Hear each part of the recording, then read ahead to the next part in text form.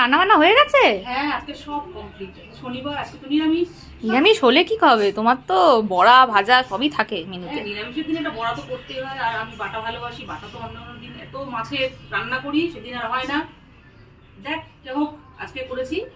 প্রথমেই দেখো গরম গরম সাদা ভাত, সাথে আছে ঝাল ঝাল মানকচু আটা, সাথে শুকনো লঙ্কা ভাজা দিয়ে আগে ওল সেদ্ধটা মেখেছি। তারপরে আছে গাঠি কচু দিয়ে মুগের ডাল, সবশেষে ধনেপাতা দিয়ে করেছি। নিরামিষের দিনে প্লেন ডাল ভাল লাগে না। এই এখনকার দিন তো শীত আসছে, মূলো দিয়ে গাঠি কচু দিয়ে এইসব দিয়ে ডাল তো খাবোই। ডালের সাথে খাওয়ার জন্য করেছি চাকা চাকা করে বেগুন ভাজা আর কাকরোল ভাজা। নাও আজকে নিরামিষের দিনে একদম একটা হিট একদম মেনু কি বলতো, এটা হচ্ছে কি নারকেলের বড়া, মুচমুচি নারকেলের বড়া জাস্ট করে আনলাম, এখনো গরম আছে। সব শেষে আছে টমেটোর চাটনি। এই নিরামিষের দিনে একটু চাটনি শেষ পাতে না হলে ঠিক ভালো লাগে না।